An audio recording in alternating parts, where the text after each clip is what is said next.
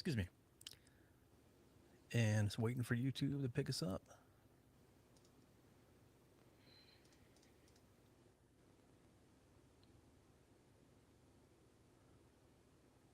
Is that good to go? All right, that's good to go. We are live.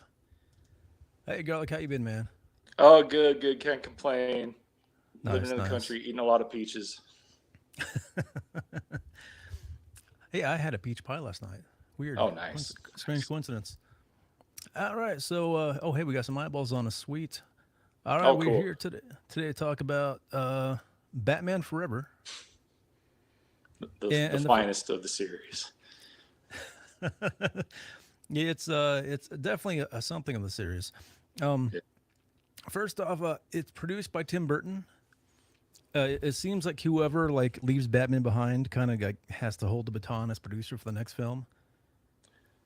Is there another precedent for that? I don't even know. Like, oh, Oh, I guess Nolan like had something to do with the Man of Steel, DC. right? Yeah, Yeah, he yeah, kind of had his finger in the pot, I guess. It didn't. I yeah. don't think it.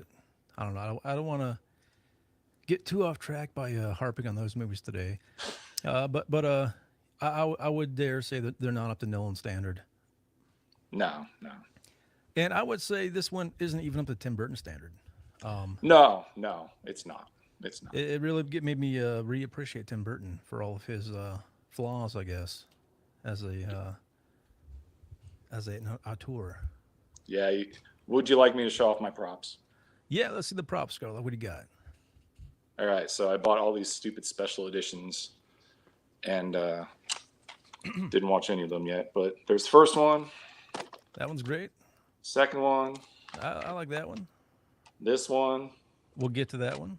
and God forbid, this one. Oh, geez. And Yeah.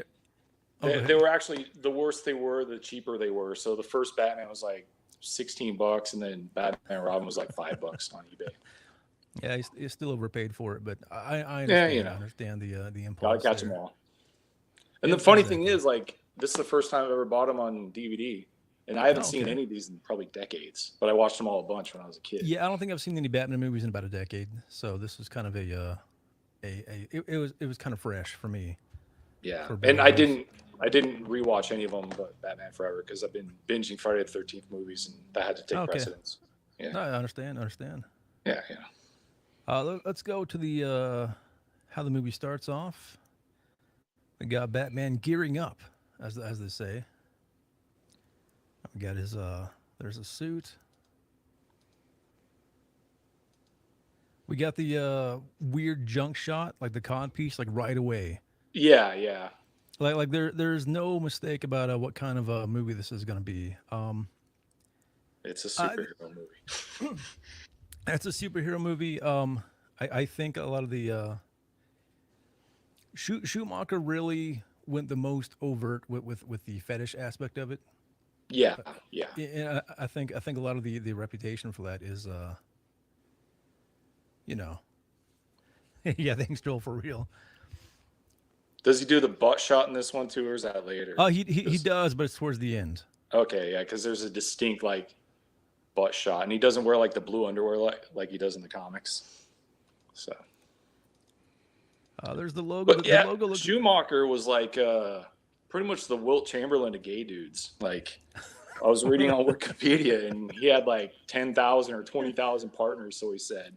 And he I also said that he thought for sure he was going to get AIDS or had it, but then he didn't, and he thought it was a miracle that he never got AIDS.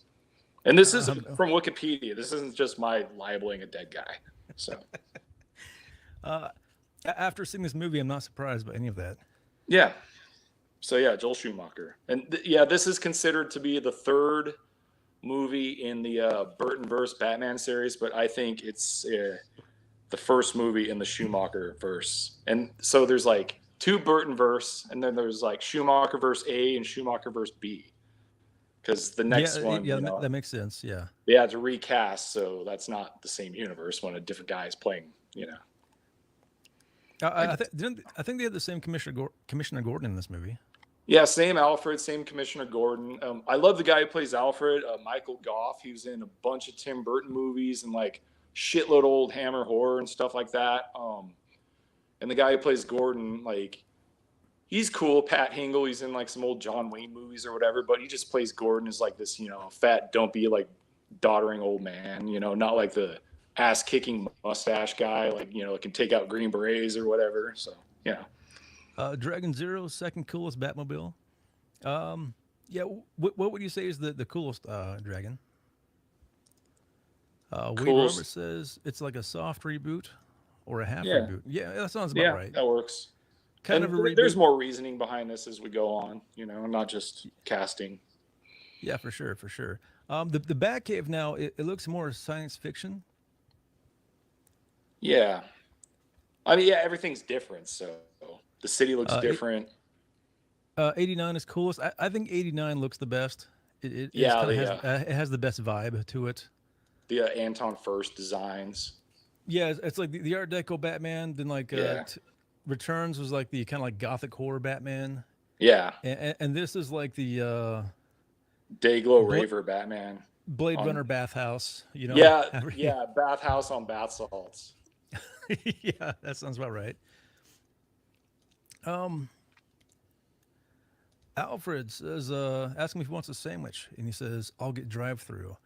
I remember Yeah, seeing I thought that. this is going to turn into like a Taco Bell commercial or something. Well, I think this wasn't a commercial or two. I think it was in a bunch of commercials.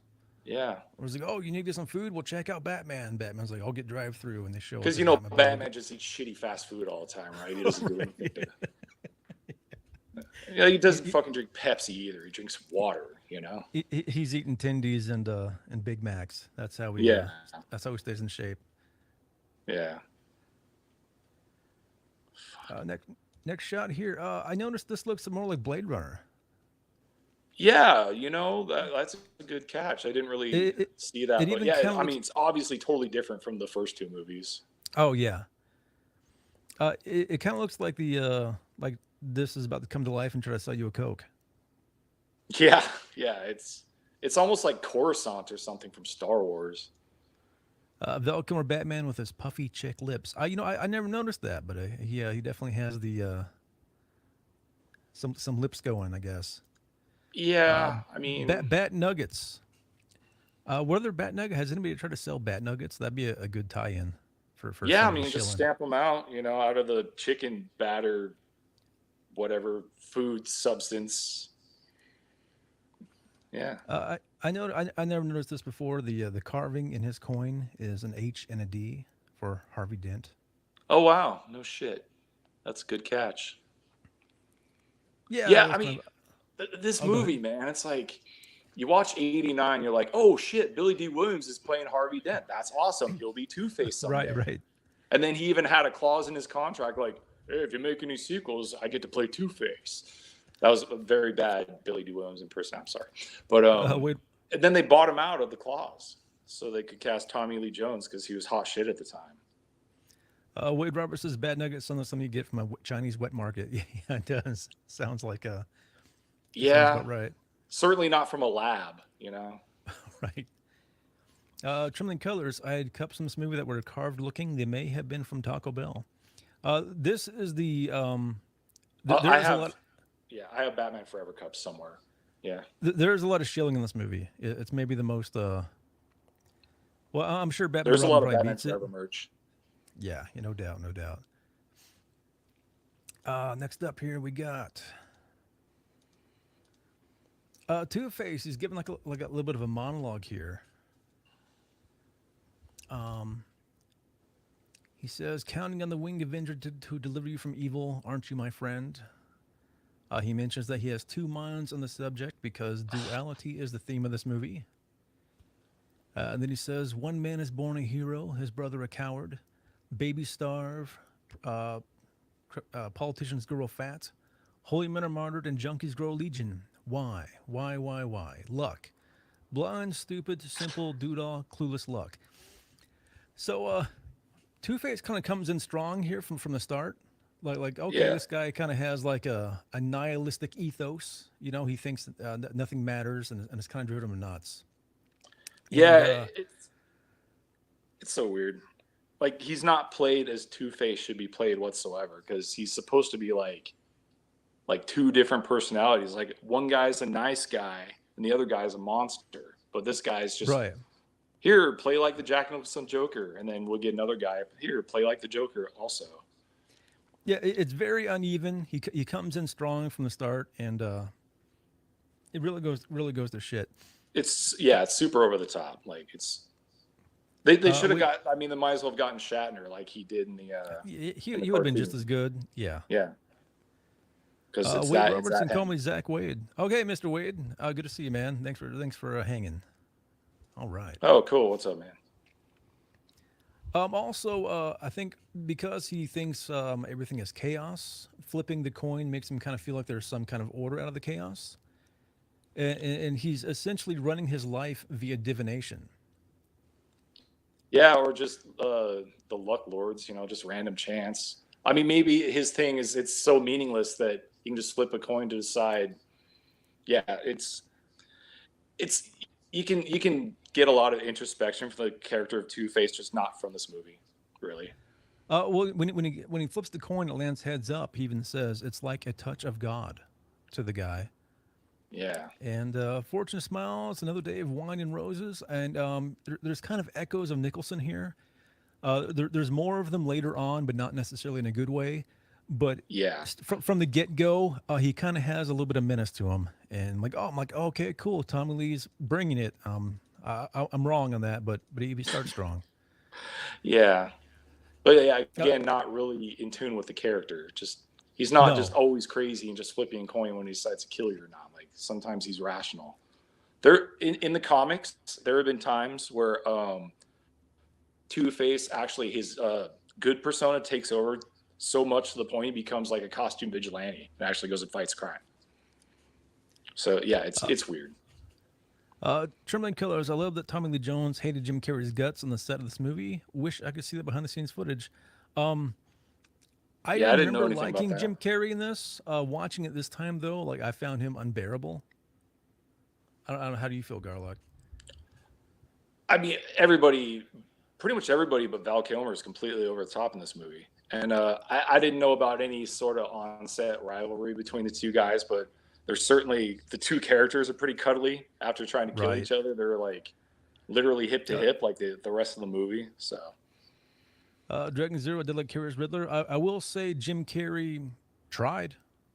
Like I mean, he did his act. It's a cool Riddler if you've never read a comic that has the Riddler in it, Right. I mean, it's the Riddler played like the Joker, and Two-Face played like the Joker. I think Jim Carrey got more annoying as time went on in the movie, and Two-Face just kind of we'll get to it. What we don't want to get too ahead of ourselves. Yeah, it's next scene here. Because this is a Joel Schumacher movie, like all the cops are like Leathermen.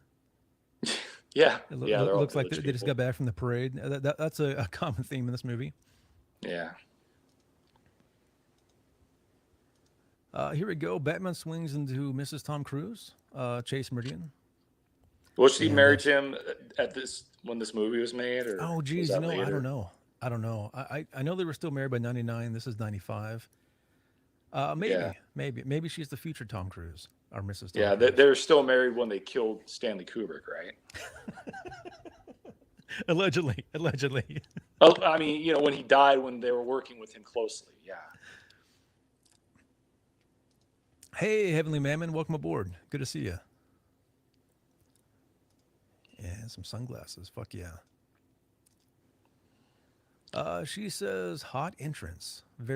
She's very confident in her sexual. She's just instantly revealed to be a total capo. Like, right. It's so funny. She's just like, oh, there's a soup. It's like. She comments, second Bank of Gotham on the second anniversary of when Batman captured him. How could Two-Face resist? Goes back to Two-Face's numerology-based belief system. Yeah, it's pretty unsubtle there. Like, right. Trembling Colors. It was originally going to be Robin Williams as Riddler. I wonder if he'd have been more or less annoying. I think less. I think Robin Williams. He can also be overbearing. But so I read about the Robin Williams thing. I have history behind this. So what happened with Robin Williams? Like originally, this movie was supposed to be Tim Burton, Michael Keaton, Robin Williams, and I assume Billy D. Williams, which would have been great. But what happened with Robin Williams is during the first Batman, like Jack Nicholson, like kind of pooped out of it for a minute, and they said they got Robin Williams, and like, oh hey, will you do it? And he's like, okay, sure. But then Jack came back, and they said, well, sorry, Robin. So when they called him to do Riddler for this, he was like, fuck you guys, I'm never doing a Batman movie. Which, I mean, rightfully so, probably, you know. That would have been interesting because he had his villain trilogy a few years later. What he did was it Insomnia, Photo shoot, or 12 Hours or something like that, and 12-hour photo, whatever. Death to Smoochie, I think, was the other one where he did. Oh God, I love Death to Smoochie. That would be a great one to. Robin Williams is one of the few dead guys. Now that he's actually gone, I'm like, I kind of miss that guy. Having him around was kind of cool. But yeah, I mean, shit happens. That's how it goes. I don't know if I'd say the same about Jim Carrey or not. Maybe I will. Maybe I'll regret that. Maybe I'll feel like a jerk for saying that. But he's kind of worn out his welcome. Jim Carrey's movies. I mean, I like The Mask, and I like his serial killer movies, like Me, Myself, and Irene, and The Cable Guy. Cable Guy was damn, who's that guy? Wasn't it a Ben Stiller movie? Ben Stiller makes some dark movies. Oh no, I mean, the director. I don't know. Yeah, okay. Stiller's weird, but maybe he should have played the Riddler. Mammon says Kidman can move her face. Then I guess you can't now. Oh, bummer. Batman says that he reads her work and knows that she works with abnormal psychology and multiple personalities. Says her work is insightful, naive but insightful. So right away, Batman's kind of negging the chick. It's kind of like but he's still kind of flirting. You know, it's like, I know your work. Yeah. He's letting her know that he's not a push around. You know, because she's coming on strong. But he's letting her know that he actually knows who she is, not just like right. Random chick I get hit on all the time. And the chicks dig the car. Did you get to that part yet? Oh, it's coming up. Sorry, man.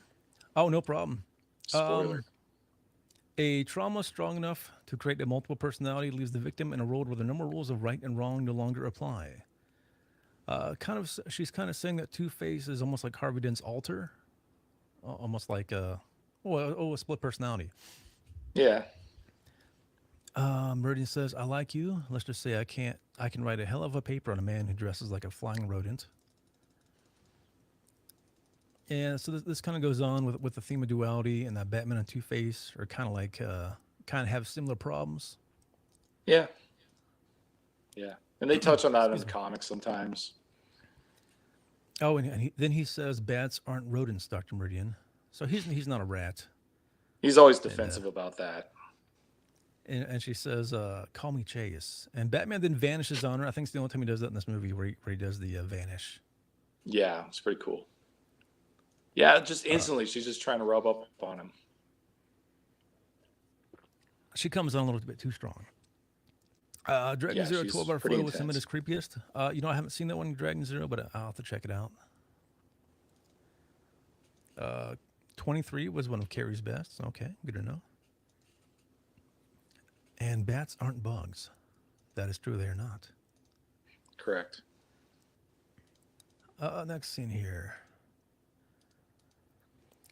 Here we go, Two-Face. Let's start this movie with a bang. And his suit kind of looks like he got into a Hot Topic. It's kind of a garishly leopardy, I guess.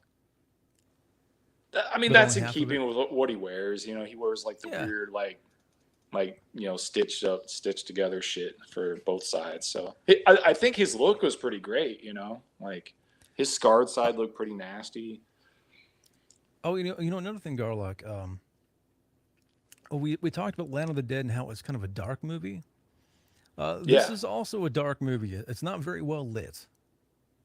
Yeah, I mean, there's some sort of day glow, it's dark, but it's still bright and garish. It's weird.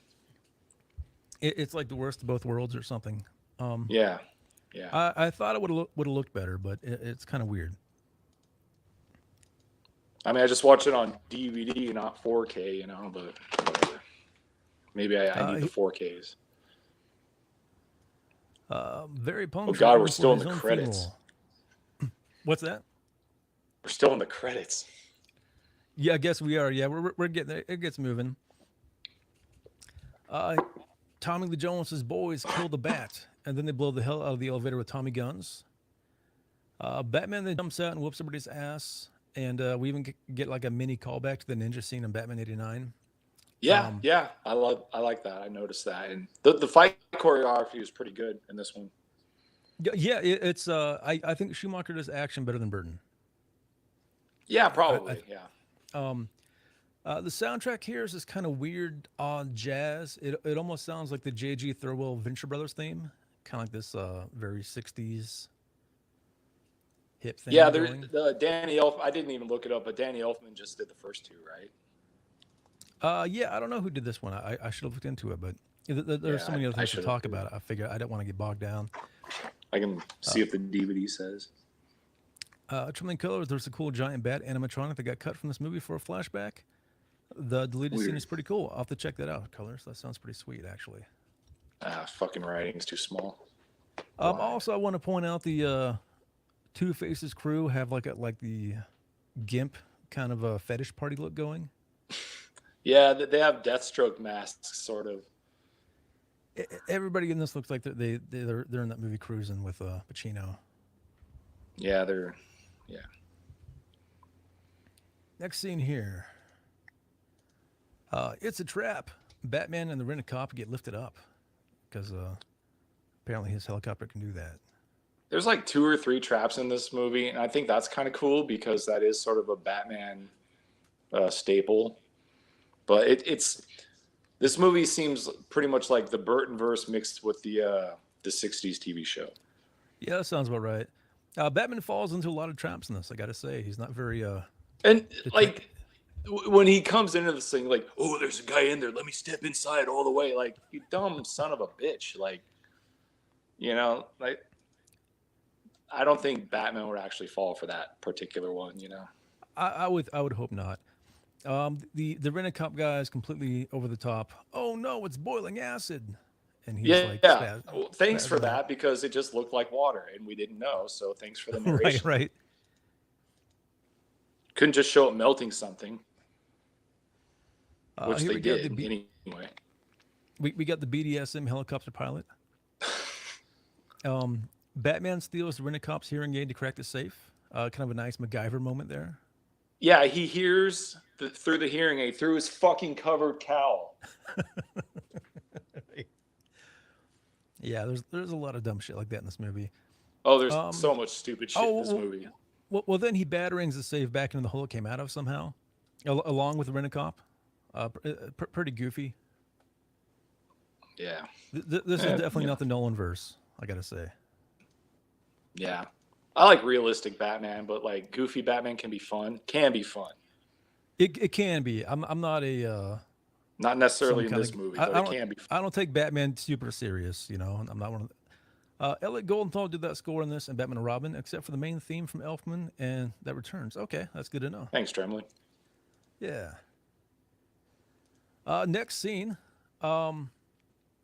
Batman is hanging from the helicopter, and there's a giant statue of Lucifer in the middle of Gotham. I Makes thought that was sense. kind of odd. And the very next scene here, Batman gets dragged through the giant all-seeing eye. That's subtle. Yeah, exactly. We got the yin yang on the helicopter, kind of showing that Two-Face lives by the duality theme. There's my yin yang. Oh wow, intense. Got it just for this movie. No, I'm just kidding. Two-Face kills his own goon. Yeah, another Joker thing. Because another Joker thing. He then takes out a club like you used for making sure your car doesn't get robbed and puts it on the steering wheel. And I was thinking, oh, that's a nice little, very subtle product placement there. Yeah, I probably missed that or like just didn't. Yeah, but that's goofy. There's a lot of really like dated jokes in this movie that like, yeah. There's one later on about oh fuck, I forgot what it was. Like we'll probably get to it if I remember. Here we have the statue of Gotham. that some would say is based off of Ishtar. Liberty enlightening the world and holding up one torch is the symbol of illumination. And Two Face hops out in a parachute and he tells Batman to have the good taste to die. And here we have this terrible scene that reminds me of a tragedy that happened somewhere along the way. Which is funny because of like Yeah, I always there. thought like the Gotham Statue of Liberty was kind of odd, you know? Well, what's odd about it is Two Face blows it up, and it's like a little blurb on the evening news on GNN. Like, and oh yeah, by the way, Yeah. the Statue of Liberty has gone. Two Face blew it up. But anyway, back to our. Yeah. Wah, wah, wah, wah, wah. Yeah. And I guess there's no feds in this movie. Like there's no CIA or anything like that looking into domestic terrorists, which is cool. I think Batman is supposed to represent the establishment in many ways. Yeah. Next shot here. Oh, and the Statue of Liberty, I guess it's not blown up. It's just now scarred. It has a Two Face thing like Two Face does. Yeah, I'm sure it's some metaphor about how America sucks or whatever, but Probably that's par for the course. yeah. Next shot here. Gotham looks like the Jetsons. Yeah. So it's kind of funny. Like, in the comics, they had the guy Anton First who designed the city in the first movie to come into the comics. They had this 3-part crossover story called Destroyer, where a bunch of the old buildings or a bunch of the buildings got knocked down and revealed like the old Gotham, which is all the Anton First designs, all the weird Gothic spirals and like cathedrals and shit like that. And then they were never seen again, ever. So, yeah. Colors. I looked over the top Art Deco design of Gotham in the Schumacher movies. Yeah, it doesn't look bad. It's not like Yeah, I'm not hating on it. It's just kind of different. Yeah, it's not in fitting with the prior 2 movies.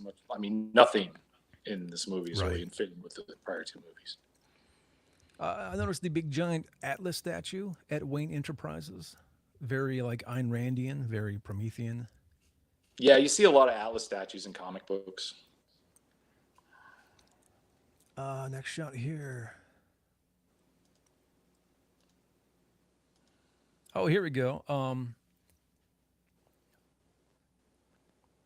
One second here.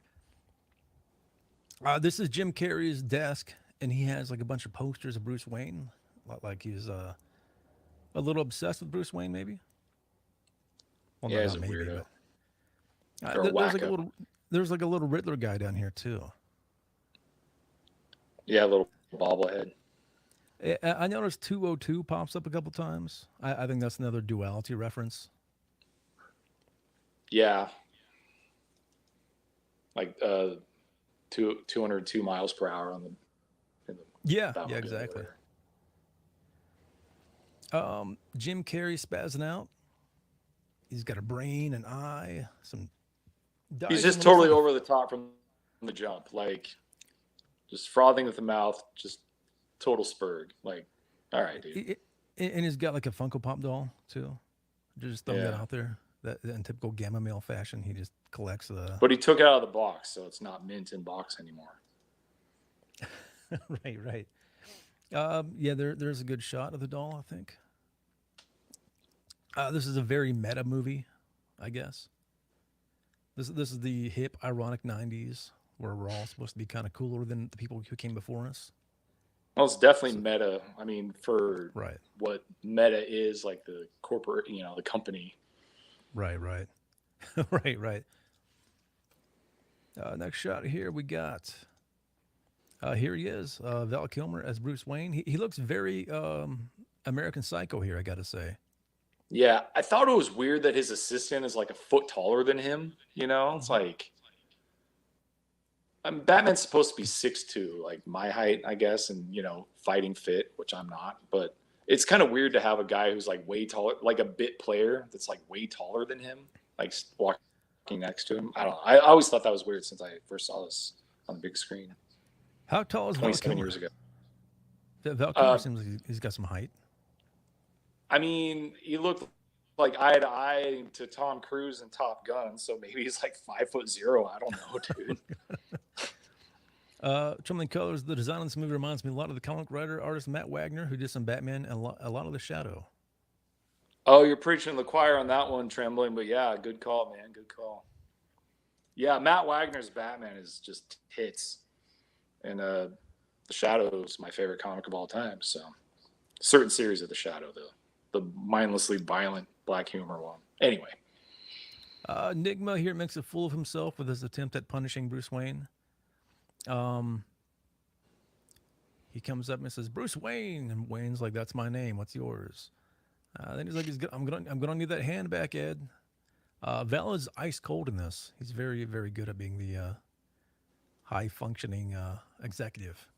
Yeah, he's super smooth as Bruce Wayne. Like, and I for the longest time I thought like Val Kilmer is one of the shittier Batmans and shittier Bruce Waynes. But watching this, I'm like, oh no, he's good. And I don't know why he wasn't in the next one. Probably because he was a pain in the ass back then. Oh yeah. So maybe somebody can. He probably read the script. Right. Yeah. It's like bat skates. No thanks. Right. He says, "You're my idol, and some people have been trying to keep us apart." And then he tells them that the future of Wayne Enterprises is brainwaves. The dialogue in this movie seems like it was written by a 12-year-old. Some of it is pretty snappy. Some of it has like some wit to it, but there's a lot of like really just bad shit too.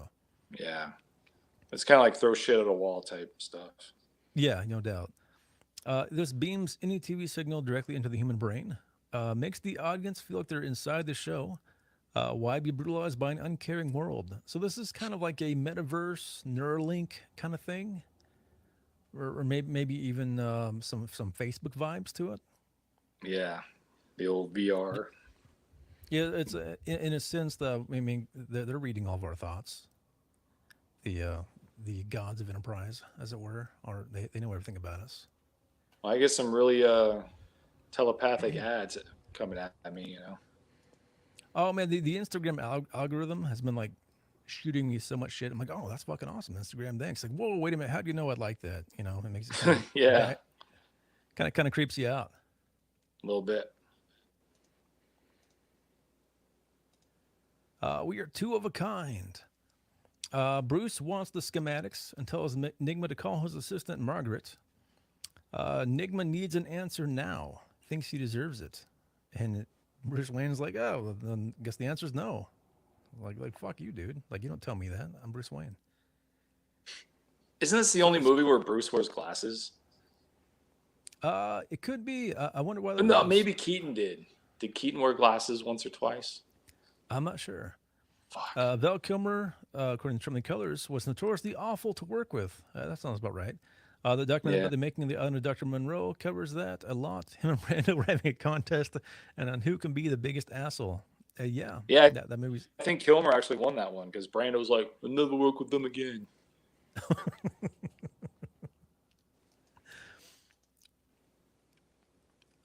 But yeah, Kilmer was good in this one. I got to hand it to him. He was good.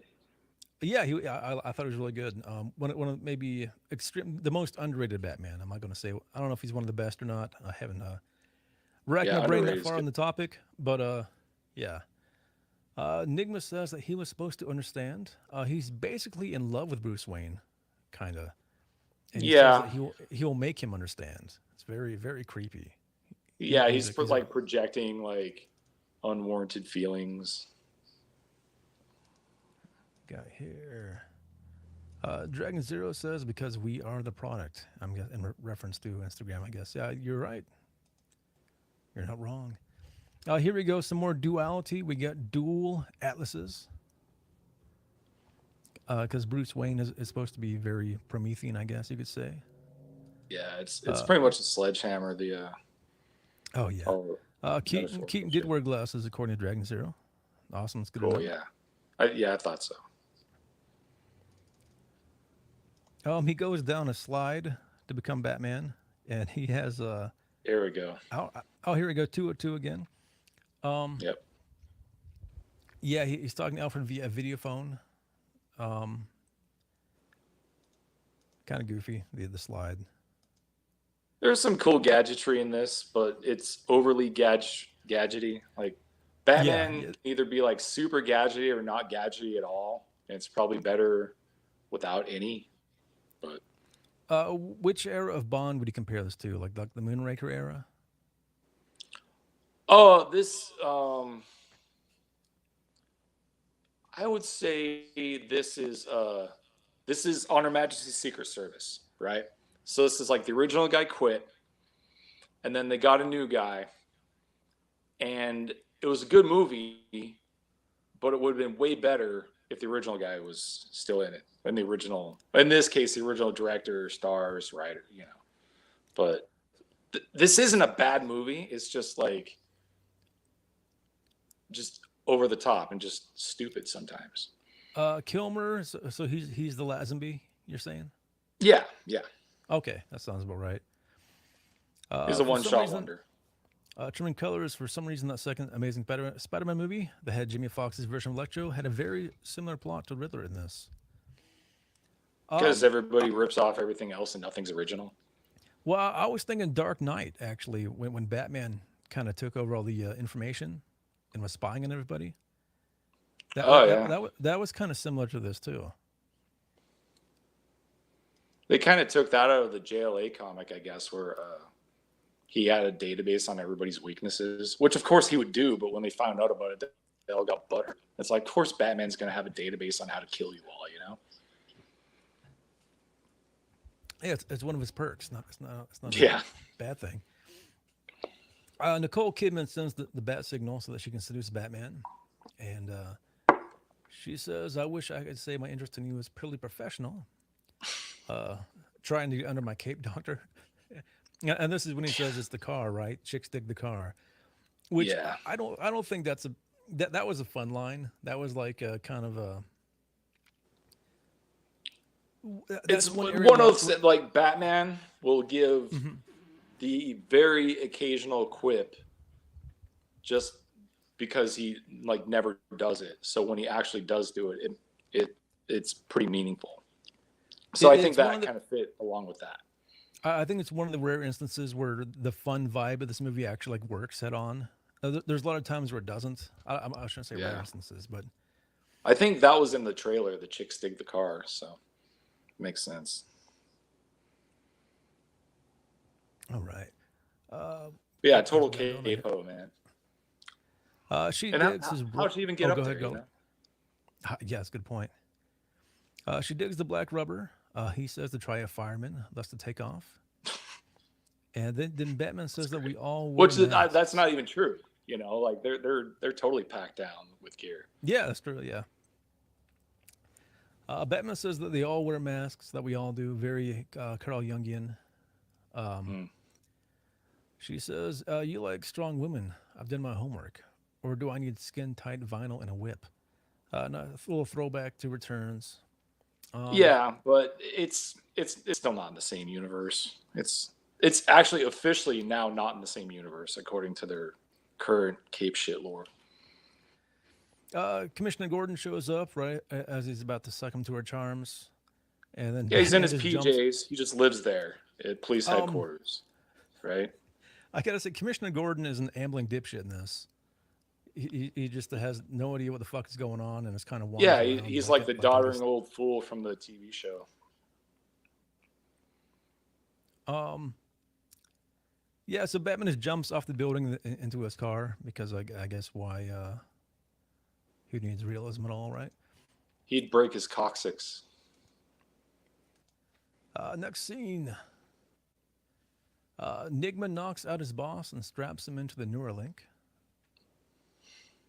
And of course here he has the Teen Beat magazines of Bruce Wayne.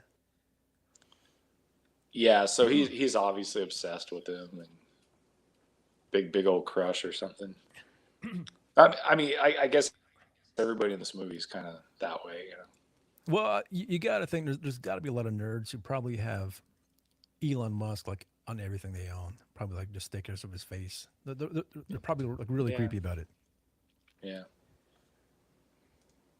Next scene here we got. Here we go. More power. Carrie starts sucking this dude's brains out and goes into a whole bunch of really painful shtick. Yeah. He Puts in says the in the metaverse. he's having a breakthrough and a breakdown. Um, the guy says Bruce was right. You demented, bizarre, unethical toad. Tell us Enigma he's going to report him and then fire him. Then fires him. Next scene here. He probably should have been like, "Oh, gotta go now," and then. Yeah. Done. Oh, dude, you're a genius. How could I never appreciate this? Let me go get you a raise real quick, and then call the police or call Kayfabe, Batman. brother. Kayfabe. Yeah, you don't threaten the villain while he has you tied up. But yeah, he checks this guy out the window, and the guy's gone. And then he walks up to the camera and brags about it to it, which I thought was interesting. Yeah. We'll Well, because come he back knew he to could that. just doctor the footage. Well, he creates a deep fake using his Yeah. technology. That's another kind of predictive kind of thing going on here. Here we got Harvey Dent on GNN, Gotham News Network, and Batman's kind of reliving what happened to him there. Here's Enigma hanging out with an all-seeing eye in his office. Thought that was interesting. Oh yeah, I didn't catch that one. Oh, I'll back it up if you missed it. 1 second. There we go.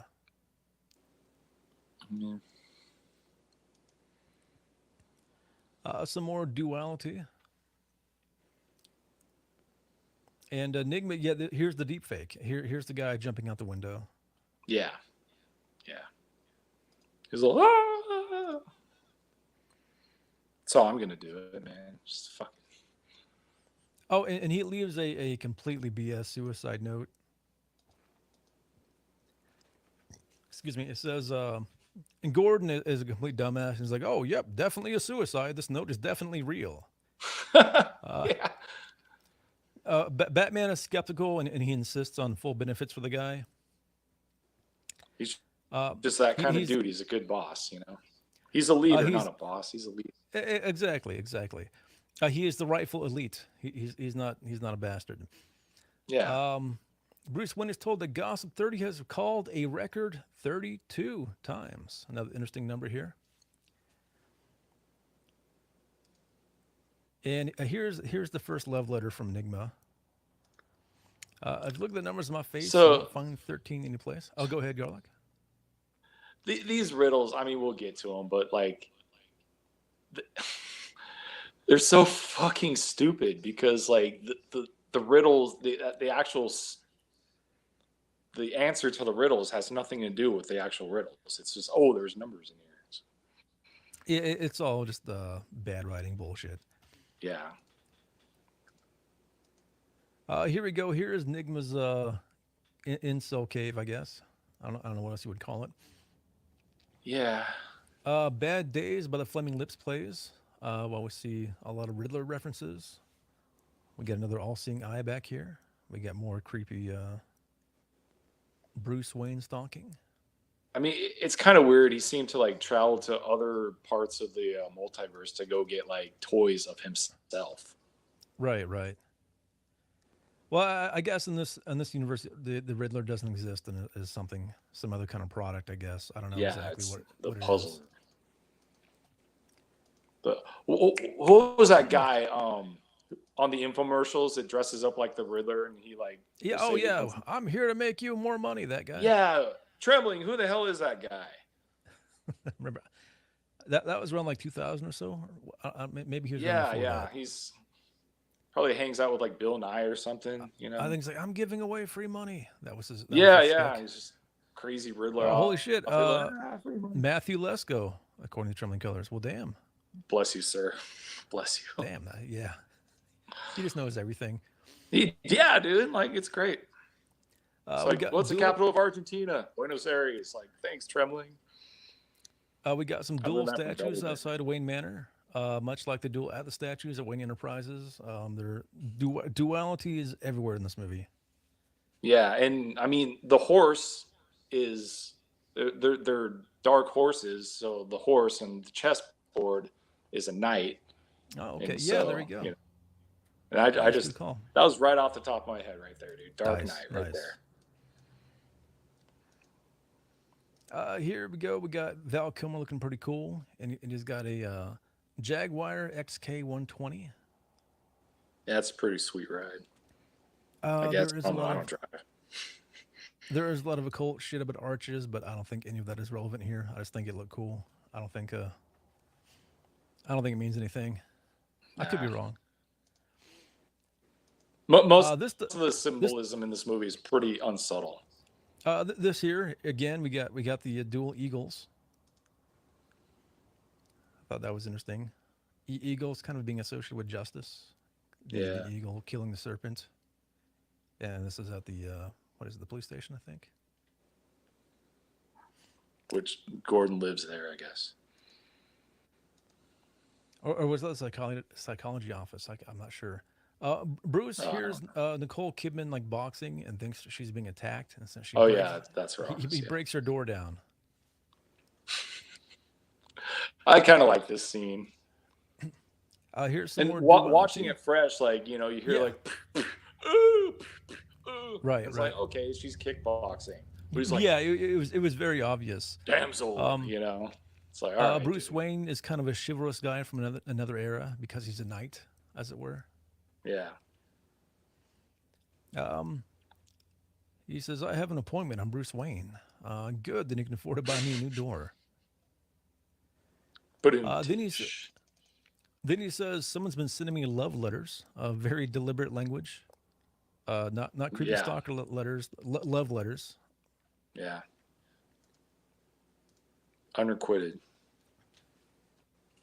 Here's the next riddle.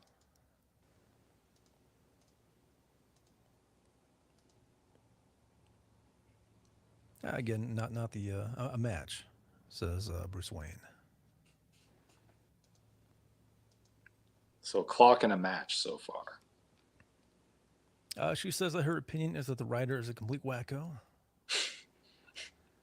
She has a bat ink blot, and he says, you have a thing for bats? She's like, people see what they want to see.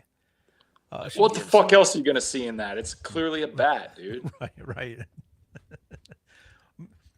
Maybe we just think that because we're Batman fans or because we're watching the movie. I don't know. I mean, okay. I don't know. Yeah, it's ridiculous. She gives him a Malaysian dream warden. Another, again, like just hammering you over the head with the theme of the movie. Oh yeah. He says, "I have to get you out of those clothes and into a black dress." Very, very direct. Very Sigma of Bruce Wayne here. He is not the neurotic guy around women that Keaton was at all. He's very smooth by now. Yeah. Here we got the hippodrome where the circus is going on. And we got some more kind of Atlas imagery of these jack dudes are beating a drum. Yeah. Super garish color everywhere, like it's an Argento movie or whatever. Here are the Flying Graysons, and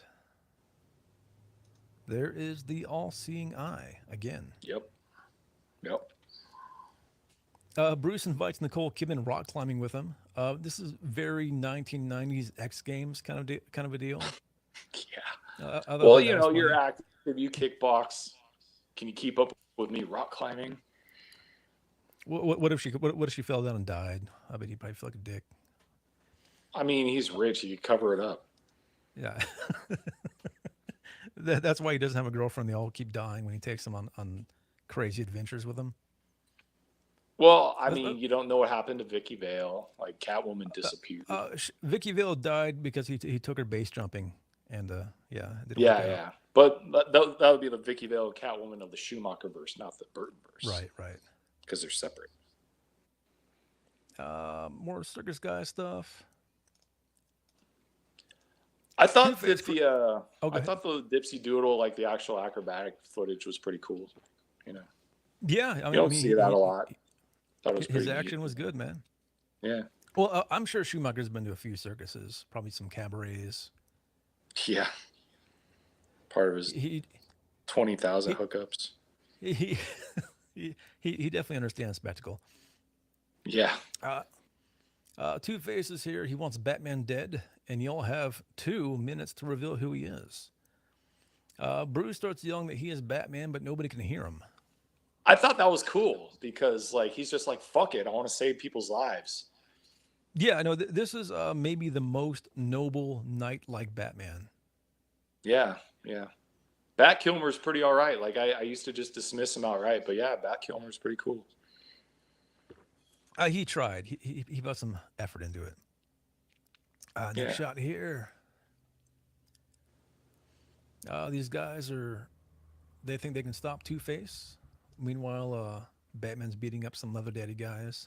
I love the giant round fucking Inspector Clouseau bomb. Oh, it kind of reminded me of this, Garlock. Oh, here. Oh, there's the bomb. Yeah. There we go. Yeah. Awesome. That was the vibe going on there. That's super awesome. There you go. And they are dead, and they're kind of on the all-seeing eye there. Yeah.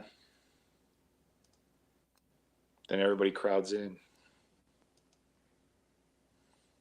For some reason, Commissioner Gordon's like, oh, well, I guess he has to live with you now, Bruce Wayne, richest guy in the city. Like that makes perfect sense.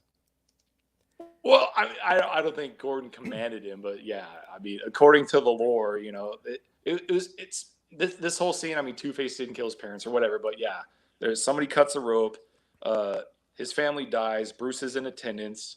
And he's like, this kid needs somebody, and I need a bullet, catcher. So Well, imagine if Elon Musk is at a circus and a performer dies, and there's an orphan. Like, oh, I guess you have to live with me at the Tesla office now. It's ridiculous. Yeah, It's I mean, he'd absurd. just be like, oh, here's like $20 million. Like, have a good life. Yeah, that would have been better, dude. Just give him even like 50 Yeah. grand or something. I don't know. Let's get him out of my hair. Robin has always been super problematic. Like, I don't like Robin as a character. I don't like teen sidekicks as a comic book trope. It's weird and it's gross. And the only reason teen sidekicks ever existed in comics was so kids would lie about their age to go like fight in World War II. You know? Wow, that's interesting. That's an interesting point, Gar. Like that makes a lot of sense, actually. Yeah. But yeah, I mean, it's problematic, especially now. Like in the comic books, they have, let's see, the first Robin, like graduated and became Nightwing, and it's just a normal dude, I guess. The second Robin, Jason Todd, died and then came back to life, and now he's like a fucking serial killer, Black Ops guy, or Winter Soldier, or whatever. Third one, Tim Drake, was they retconned him as being gay, like just now after 30 years of no indication to that, like Kinda including like internal Iceman, monologue. same deal, right? Yeah, so it's and if you're an adult and you're like, oh, I'm coming out as gay, but like you were like the teen sidekick to a reclusive a bachelor multi-billionaire, like that's Right. a little weird. Like, so Yeah, they're making an implication about Batman by doing that. I yeah. think. I mean, in the next one, Schumacher just comes out and says they're gay. Like he just says that, not like in the actual movie, but in the press, he's just like Batman's gay. Yeah. In this one, they are not. But there's more to that. Yeah. Batman tells Robin that killing Two Face won't take the pain away; it'll only make it worse. So It's this fun. right here. Oh, keep Yeah. going. Finish your thought. Oh, I was just gonna say, like, they're like, oh man, bro, he's just a kid, Bruce. You gotta take care of him. He's like 25. Yeah, it's like 30, yeah. He's like a grown ass man. I think he's supposed to be like 17, I guess. But Right. yeah, he's a pretty mature 17. But I mean, nowadays kids like live at home until they're like 35. But Yeah, it's true. Oh, people maybe they matured quicker back then, I guess. yeah, so the whole killing won't bring him back and sanctity of life and blah blah blah.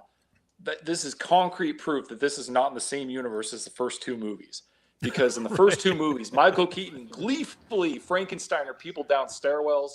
He blew up a bunch of fucking clowns. He tossed a dude off a building. Like, there's no sanctity of life for the Michael Keaton Batman. Like, he did not give a fuck. He killed people, period. Well, I remember everybody was butt blasted because Ben Affleck just murders people. But I'm like, yeah, that's going back to Keaton, man. Keaton was Yeah. Murder Man. He It's was like Murder shit Man happens, first. dude. Yeah, he's like shooting people up with fucking like machine guns from his Batmobile. Like, it's not like, rubber bullets on us like in Dark Knight Returns. Like, I believe it in Dark Knight Returns that he actually shot all the mutant guys with rubber bullets because they all went to jail. None of them died. But I like the like, no killing Batman thing because it's a good storytelling device, yeah, and it's also like he's kind of stopping just short of setting himself up as a above God.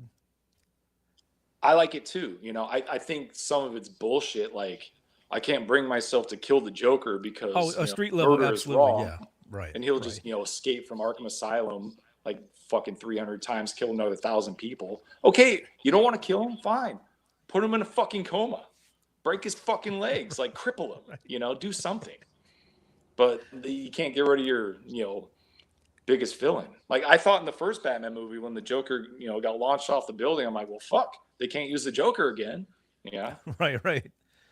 But Dr- yeah, I'm totally cool with like sanctity of life Batman, even though I think it's sort of hypocritical. But for him to do right. this is ostensibly a sequel to like this, and in these two, he's murdering fucking people left and right. So if he's like, we must not take life, Robin, like that'll bring you. I mean, maybe he's thinking, oh, I killed a bunch of people, and now I feel like it was maybe a mistake. But no, I think it's a different universe. Maybe that's why he has nightmares. It's the ghost of all the people he's killed. Yeah. All the innocent people he killed at that factory in '89 Batman. People that he Yeah, was doing dude. it. Yeah. Yeah, he blew People up an entire chemical factory, right? Like, fuck. people who had no idea that they even worked for Joker. Like, oh Yeah, shit, it's just like dog. Johnny Punch Clock getting murdered by fucking Batman. Fucking day laborers, just getting killed. Mm-hmm. Original Batman used guns. Yeah, that he did. That he did. Yeah, Uh, to shoot a Neil Adams. vampire. Yeah. When Neil Adams did that weird expanding Hollow Earth comic series, Batman Oh, Odyssey. what was that called? Odyssey. Yeah. Yeah, he had guns again. It was kind of weird. Yeah, he had guns in year two, the Alan Davis McFarlane one. That was kind of cool, but yeah, I mean, he only used guns like for the first 12 issues of Detective Comics before Robin came in, and only partially like when he was fighting. Like, he shot a vampire in the coffin, which of course that's how you kill vampires. Truman Keller always makes me laugh when Keaton hands the bomb to the guy and kicks him in the sewer and Yeah, Batman returns. Yeah, he's 100%, dude. It's like, ha ha ha, you're dead. I murdered you. well, that was kind of a holdover from the '80s with like Arnold and the one-liners and Yeah, just Glee from Murder. But now we're in the '90s, so we gotta like make everything psychological. Batman shows Robin his garage, and Robin acts like a dick until he sees Bruce Wayne's motorcycle collection. it's like this guy takes you and he's like, okay, I'll take care of you. Like, you're ostensibly like not an adult yet, so you can come live in my cool mansion and whatever. Oh, fuck you, dude. I'm out of here, man. I'm gonna go hoboing on trains. That was Go another hang like out with '90s kind of Panzram. thing. The '90s teenager who's just a dickhead for no reason all the time. That was a very '90s thing. I was. I mean, Right? Yeah. I totally true. was, dude. Here we go. We got a flashback to Wayne's parents' death scene, and it kind of mirrors Robin's. Yeah, and they got a sort of like, is that Jack Napier? Is it just some guy? Like, They don't show his face entirely. He kind of stays in the shadows, but I assume it's yeah, Jack Napier. yeah. Young Bruce, kind of between two pillars of candles here. Yep. The monster came out. He's talking to Alfred, and he says the monster came out of the night and screamed 2 shots. I killed them. What did you say? Two-Face killed your parents. And so he's reliving some trauma here. I'm kind of butchering this scene here, but Alfred's The like, "Oh, scene I'm gonna kind of kill you." butchered itself, dude. Yeah, yeah. To be fair, I'm trying to explain the unexplainable here. Yeah, it doesn't really come back. Like they talk about a red ledger, but I don't know, whatever. Here we got some fucking Looney Tune shit going on. Tommy Lee Jones is dressed like an old lady with a stroller. Yeah, Uh, fucking ridiculous. this scene was like it's almost like a vignette. Like it didn't fit into the rest of the movie at all. It was just like this. Here's Batman driving around. Here's Yeah, and here he is flying up a wall.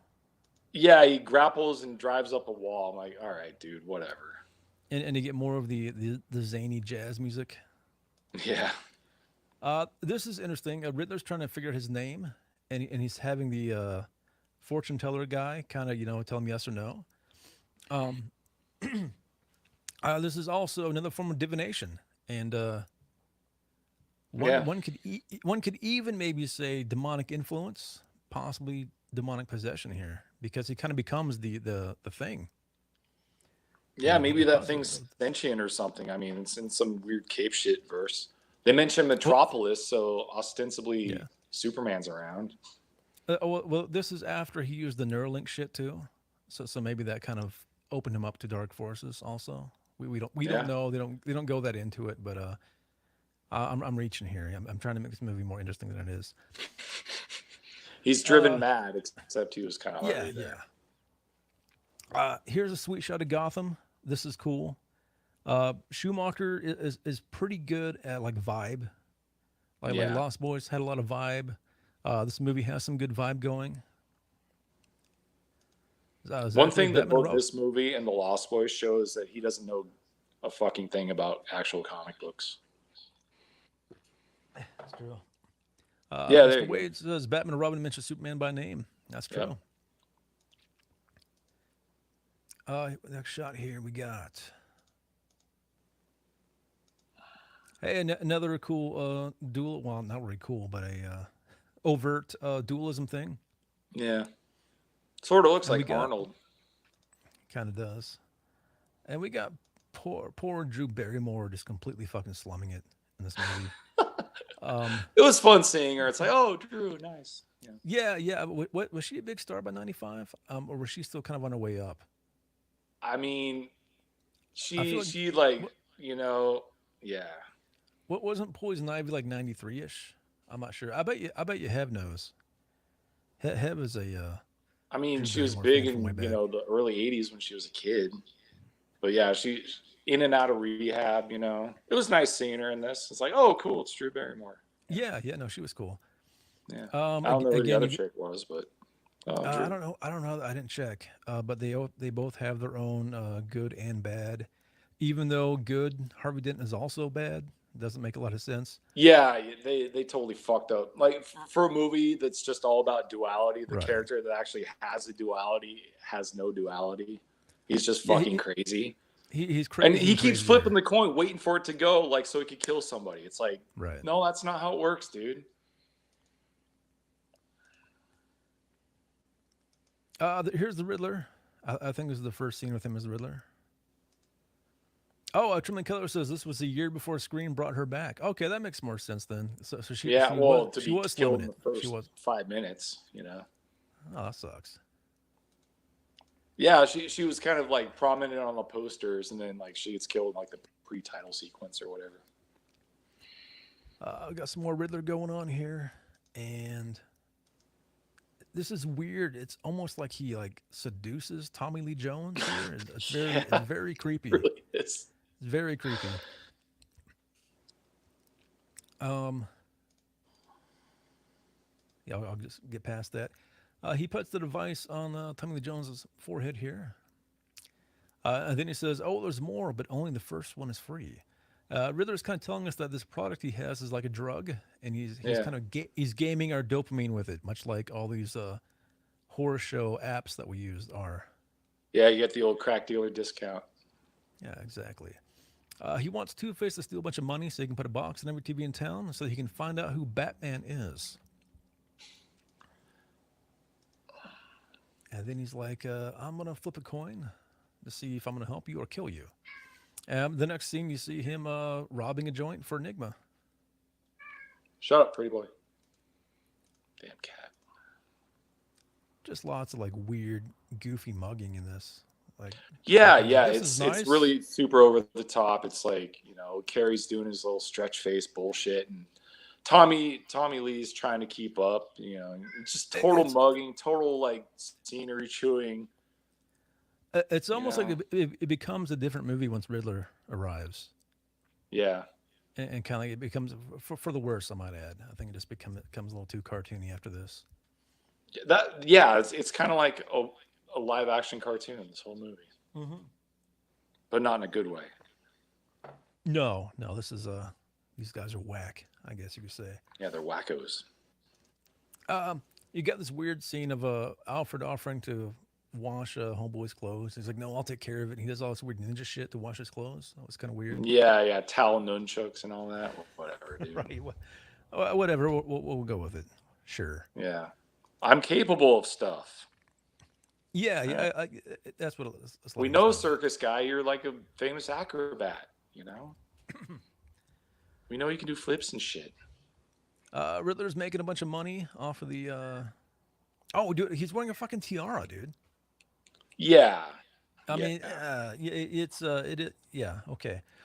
Next scene, Shush. we got another riddle going on here. These riddles are so fucking stupid Yeah, they really are. because they're ultimately meaningless. Enigma Tech is this new company. He's going to bring 3D tech into your living room. That comes out of nowhere. Like, I mean, they get a couple $100,000 and he gets like this huge corporation overnight. Two-Face's evil side suit, where it looks like a psychobilly chick's bedroom. There's this like hey girl, like what was that rockabilly store in Hawthorne, kind of? You know what I'm talking about? It was across from the Little Pals.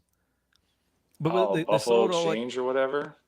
not that one. I can't remember what it's called, but it sold all the really garish rockabilly shit. It looked like Two Face's suit. Oh, yeah, I don't remember. I'm trying to block Portland out of my long-term Yeah, memory. same man, same. Here we go. We got the kind of a hint of the future metaverse here. Yeah, including the fucking dog. Hey, look, there's us. Here we are. We're getting sucked into it too. We've been Yeah. reduced to boxes and a screen. Next scene here. I mean, what's a Oh, here dog's we go. metaverse look like? Just a bunch of buttholes like in his face that he can go sniff?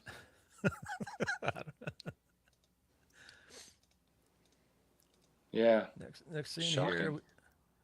here. Here they got their brains getting sucked out. Critics say the box is turning Gothamites into zombies, but Enigma just shrugs. That's what they said when TV was invented. Oh, snap. Oh, burn. Oh yeah, it's kind of they're dissing on us for watching the movie. Yeah. It's like, you're Thanks, Schumacher. stupid for enjoying our entertainment that we provide you.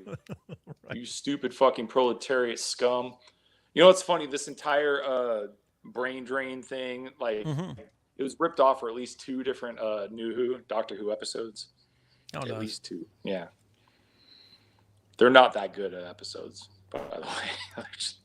I believe it. But Here is the brain of that Enigma is using to suck everybody's brain out with, which apparently nobody has a problem with this happening. yeah, it's just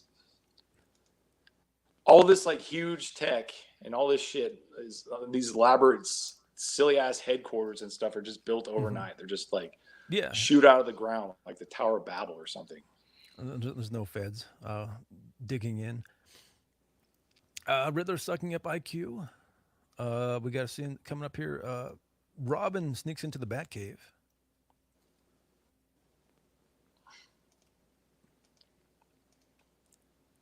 Nicole Kidman gives Bruce her weird dream catcher thing.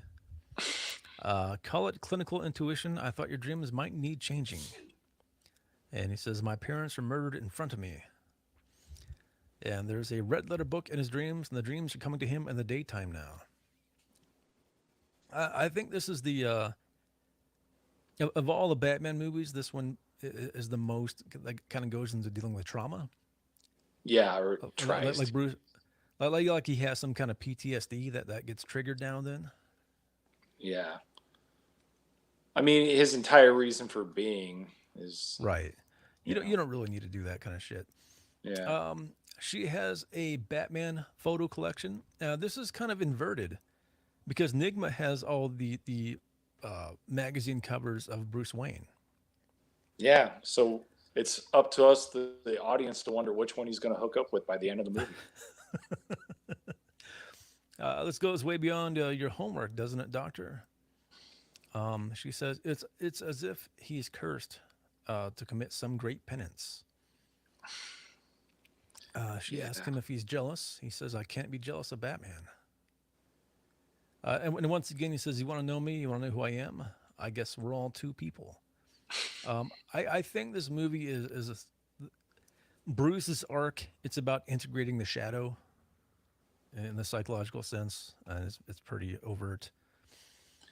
Um, I just oh, think the dialogue is pretty like just dumbed down, you know. yeah, it's a pretty stupid movie. Next scene here, I like this dude.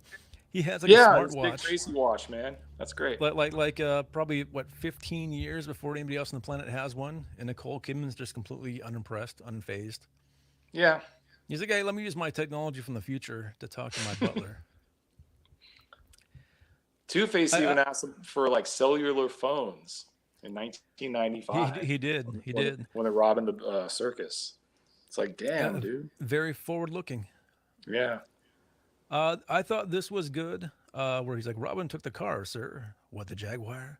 No, the other car. The Bentley? Bentley. No, No, the the other other car." car. I Yeah, thought that that was was great. fun. That was good. That worked. That wasn't bad. I'm not going to hate on that. His Alfred's perfect. Like, Oh yeah, yeah. yeah, Here's like Mickey he's the D's. best on-screen Alfred ever. I'm sure. He's on his way to hit the drive-through, I guess. Right. Smash it up. The Damned covered by the Offspring. Are those You, McDonald's arches there? oh yeah, Yeah. oh yeah. There we go. Yeah. He's getting some bat Product nuggets, dude. placement. Um, you know what's weird is this movie had a huge soundtrack. You had U2, you had Seal, both of the huge hits. You had Nick Cave on here, PJ Harvey. Um, but most was not even in the movie. Yeah. I Weird. was like waiting to hear where's Nick Cave at in this movie? And I was like, there's no fucking Nick Cave. He's just on the soundtrack for some reason. I remember watching the credits of this and hearing the U2 song. I was just like, holy shit, man. I haven't heard this in a minute. You know what's interesting about I don't know when we're ever going to talk about U2 again on here. Hopefully never. But this was around the time where Bono had two alter egos. One was called The Fly, and that was like just kind of him being like leather jacket, sunglasses, rock and roll guy. And the other one was McFisto, who was basically Satan. Wow. I had no idea. So yeah, so that kind of stuff, that kind of really fit the theme of this movie, really. The That's whole like, incredibly pretentious. oh, absolutely. Well, that's what's funny about it that's more is pretentious than I even thought him possible, capable of. in the music video, McFisto and the Fly are fighting, as if they're like they're the two parts of Bono, which kind of makes you think like maybe there is no real Bono. I think the Yeah, Fly, he's like 100 Keurigs. well, I think the douchebag Fly persona is who he really is, and I don't think Octung Baby was a reinvention. I think it was an unmasking. Ah, there you go. Yeah, That's my I don't give a fuck about U2. I mean, at all. Like, maybe I like a couple of their songs from the early 80s, but yeah, if they never existed, I wouldn't care less. what about Kiss My Rose? That song's pretty sweet, right? Oh, the Seal song? Yeah, yeah. Yeah, I dig that. I like I mean, I kind of like the U2 song. I'm just saying, overall, like if Right. they, just got sucked into the void, I wouldn't give a fuck. It'd be a net positive for the world. Yeah. Trembling Colors. Batman Returns that Susan the Banshee's playing during the Dancing with the Catwoman. Yeah, that was a great song. I think that's one of Susan the Banshee's best songs. Yeah, I'm gonna Face to watch the Face. first two again, like soon after I finish my Friday the 13th marathon. No doubt, no doubt. Next scene here we got the Black Light Gang. I thought these guys looked pretty cool. Yeah, I mean it's like the Warriors on bath salts. It's Yeah, cool. yeah. They got the kind of Mexican Santa Muerte kind of thing going, Yeah, Day of the Dead kind of shtick, but with some neon. yeah. They got some good It's not, yeah, it's not too different from some kind of weird street gang you find in the comics. It's like, yeah. the demons or whatever. Yeah. Like I wish the movie was about them. Honestly, it probably would have been a lot better. Yeah. The skulls are pretty cool. Everything here's pretty cool. And this is where they Um, play Smash 'em Up, right? yeah, yeah, Okay. I and, think that's my favorite song on the soundtrack, Smash 'em Up. yeah. It's a good song. He gets out of the Batmobile and like, oh, you're not Batman. And he's like, oh, I forgot my suit. Badoom tish. He saves the chick and then they kiss because Because we're he's not horny. It's not 'Cause he's Batman a and horny Robin yet. teenager. He's a horny 30-year-old. Whatever. I mean, They show up even more blacklighted in the next movie. I think they're like literally the only good thing in the next movie. Colors. Mr. Wade, these guys are so creepy in Batman and Robin. I hadn't seen Batman for at first, so that it's like this came out of nowhere. Yeah. Oh, have you guys seen Batman and Robin the musical? I have. Yeah, it's a good little 6-minute video on YouTube that is 100 times better than the movie that I recommend. Batman, you son of a bitch. Yeah, it's great. Go fuck yourself, penguin. Yeah, yeah. I like it. Yeah. Here, Batman shows up. I don't know how he got there since he doesn't have a car. Oh, he probably has other cars. Yeah, dude. He has the Bentley. Yeah, of course. Batman shows up, and Dick blames him for his parents dying. And he says, if Bruce Wayne could have given his life for your family, he would have. Dick wants to be the one who kills Two-Face. He says, you make the kill, but your pain doesn't die with Harvey, it grows. Your family wasn't killed by a maniac. Isn't it, I thought it was public knowledge that his parents were murdered. It is. Like, obviously, Chase Meridian should know that.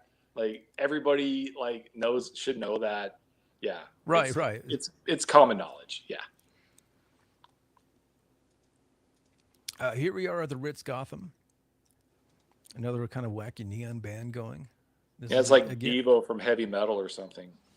again. I think Schumacher does vibe good. If you want to get like a weird vibe going, you bring him Yeah. aboard.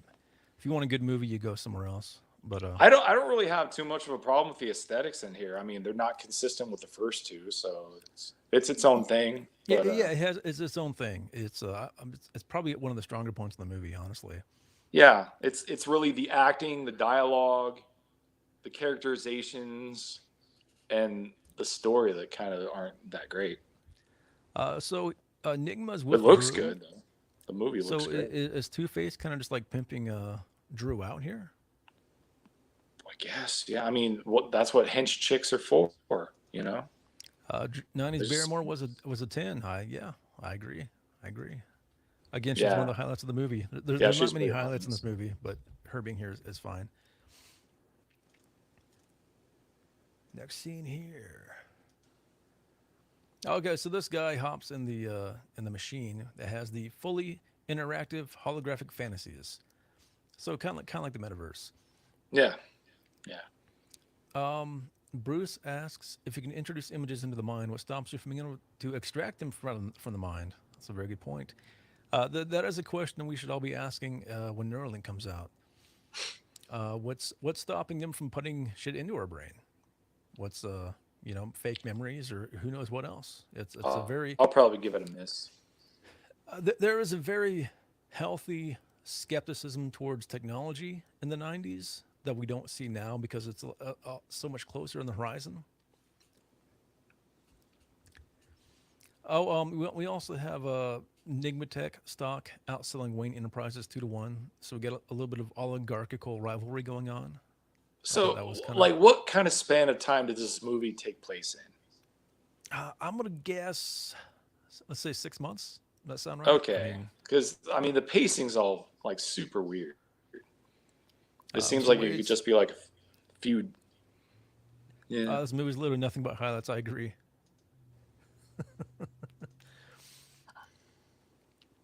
He walks over and he asks Drew, how do you turn it off? And Drew just kind of takes it out for him. Yeah, actually, he's kind of crushing on him, as is everybody in this movie. But then she betrays him though, Yeah, and he hops in here, and this machine asks him for his darkest fears. It's a very creepy machine. It's kind of like Google, knows everything about us.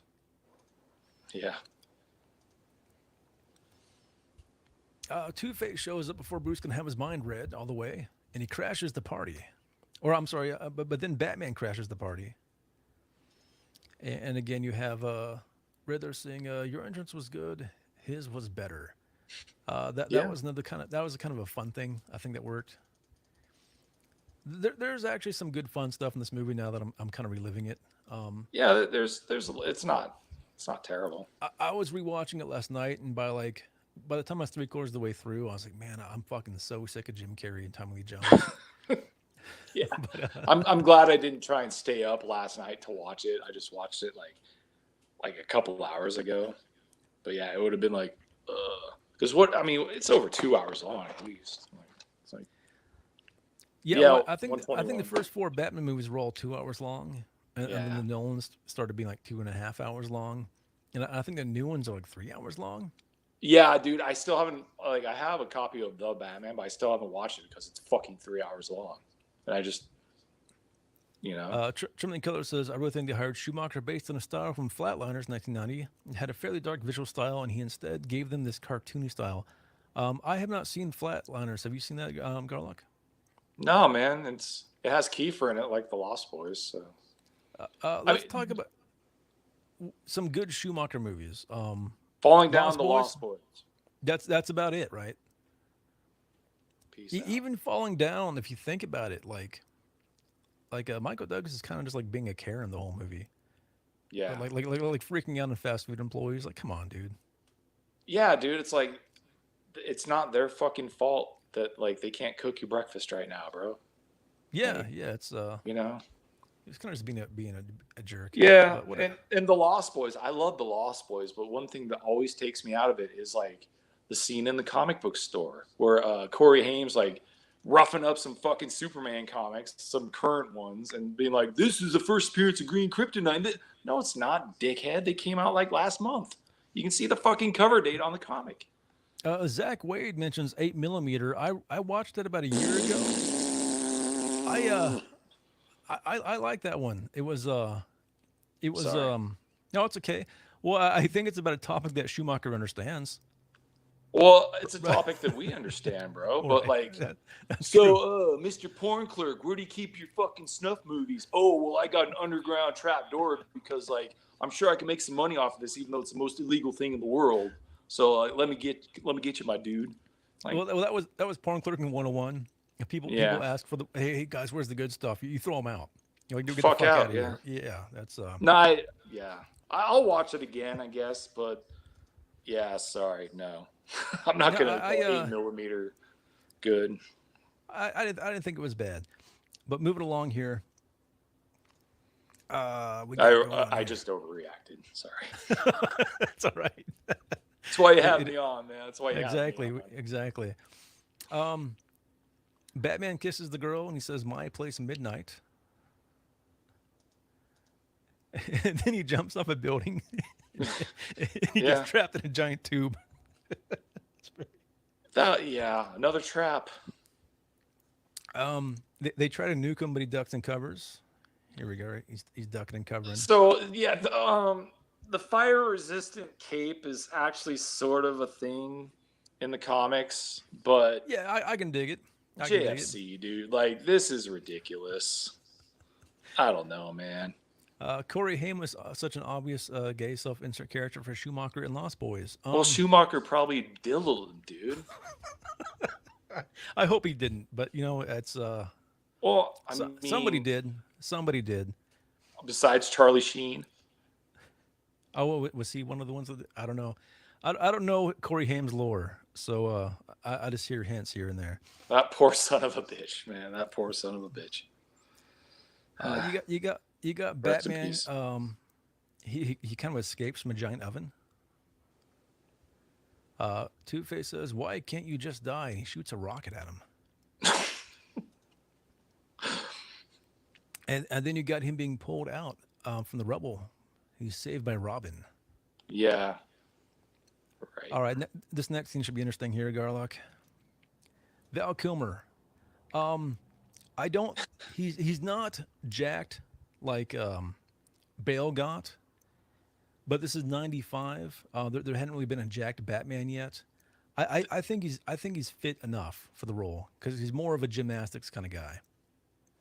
I will say that, like, in the era before they actually made people work out to do cape shit, that's just probably about as best as you're going to get. But I think they should have went the Michael Keaton route and just had him wear like long sleeves and turtlenecks, Right. because that does not look like a dude that can like jump off of fucking rooftops and do grappling guns, do all this Jim Kata flip fucking karate bullshit. Like, yeah, they Well, should this have is not also taken the before shirt off. UFC was like a huge thing. People didn't really know much about fighting. I guess in a Yeah. sense, and karate was more the cinematic thing back then. And he's got Yeah. some good delts. He doesn't look bad. So No, he doesn't look bad at all. He's just not what Batman should look like. yeah. That's the only thing. I think Bale kind of went all the way with it. He Yeah. went over. Bale and Nolan both went really hard. Yeah. They're like, oh, you want us to do this silly cape shit? Okay, well, watch this. We're gonna take Well, it dead serious. And Bale bulked up so much that like Nolan's like, whoa, no, dude, you gotta like tone it back down a bit, because right. he came in off the Machinist where he weighed like 90 pounds because he was whatever on bath salts or what. I'm gonna mention bath salts as much as I can during this stream. But then he bulked up to like 240 or something for Batman. But yeah, they said, oh, you got to tone down a bit. But Yeah, I appreciate that if you're gonna do cape shit, hit the fucking gym, yeah.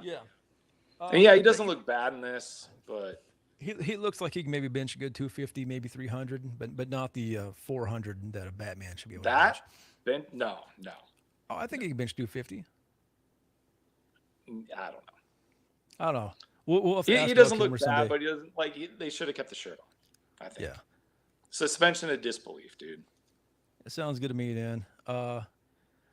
Batman shows up to get it on with Nicole Kidman. He's kind of like a knight, in shining armor, showing up at a window. Yeah, And she says, "I met somebody. He's not you." And we get one of the kind of goofier moments here of Batman being like, "Yeah, yeah, shit eater. When she sends him packing, yeah. So this whole thing's interesting because in the comics, there's a character, there's a lady named Silver St. Cloud, and she kissed Bruce Wayne, and she kissed Batman on separate occasions, and that's how she figured out, like by their jawline, that they're the same dude. So that's fair." Next scene here. We got the dual throne, Riddler on the throne here. He as the movie progresses, he becomes more and more garish, yeah, more and more flamboyant, I guess you could say. yeah. And they have insight into Bruce Wayne's mind. I thought that the party got crashed before they read his mind, but apparently they got enough, and now they know he's Batman. I think all they got was like a bat, and that's all they needed Yeah, because that's probably all he thinks about is bats. Batman is going to retire. Bruce Wayne is going to retire as Batman now. Where the fuck did this come from, dude? It's very, Like I'm watching very this weird. like what? Well, What because the fuck is it's not this? his first. He had his girlfriend before. Vicky Vale didn't make him want to retire. I don't even understand this. Like what? It's very What the fuck? I really don't like quitter ass Batman, man. It's like, oh, Yeah. the cops are hunting me. I can't be Batman anymore. Or like, right. a girl likes my alter ego better than she likes me. I can't be Batman anymore. Like, what the fuck, dude? Next Frank scene Castle here- wouldn't be doing this shit, No, of course not. He's not Robin gonna simp for no like psychologist chick. Right. One second here. Oh man, color So- commentary.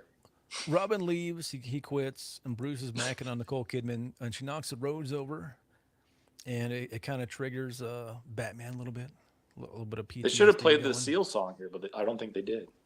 They should have. Yeah, should have been in the movie. Yeah, dude. like what the fuck? There's the rose and whatever. And a kiss, yeah. Here, I think at this point is where these guys kind of jump the shark. Yeah, They're skulking around like cartoon characters and just being yeah, they're Scooby Doo villains, man. Like yeah. it's totally ridiculous. And yeah, this is Halloween, right? And Yeah. Wayne Manor's taking trick or treaters, but they're trying to sneak in. I don't know, whatever, dude. Here we got a flashback of Bruce at the wake.